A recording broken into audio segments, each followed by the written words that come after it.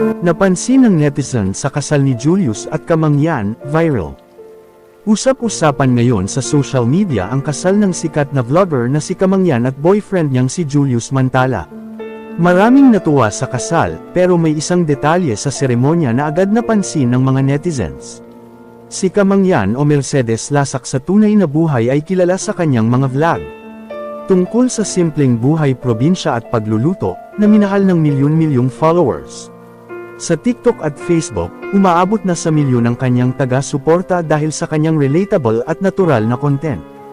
Madalas din niyang isama sa kanyang mga video si Julius, kung saan nasubaybayan ng publiko ang kanilang relasyon. Mula sa pagbuo ng kanilang bahay hanggang sa kanilang love story. At kamakailan, tuluyan nang nagpakasal ang dalawa sa isang church wedding na agad na nag-viral online. Sa mga larawang ibinahagi, makikita ang eleganteng setup na may floral arrangements. Suot ni Kamang Yan ang isang off-shoulder lace gown, habang si Julius naman ay naka-dark suit na may puting boutonniere. Sa isang post, simpleng caption lang ang ibinahagi ni Kamang Yan, "Finally." Bago pa ang kasal, nagkaroon din sila ng prenup shoot sa Lijiang, China, na nag-viral din. Ngunit sa gitna ng saya at selebrasyon, may isang eksena mula sa kasal ang naging sentro ng usapan ng netizens. Napansin ng marami na napaiyak si Julius habang nagaganap ang seremonya.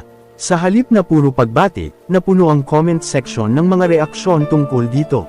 May ilang netizens na nadismaya dahil umiiyak umano si Julius.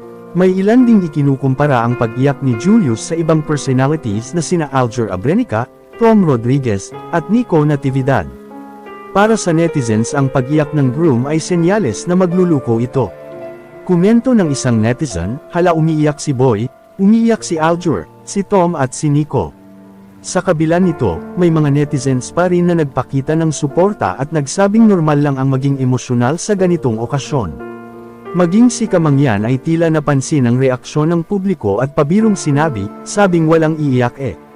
Para sa marami, ang pag-iyak ni Julius ay simpleng patunay lamang na kanyang tunay na nararamdaman sa isa sa pinakamahalagang araw ng kanilang buhay.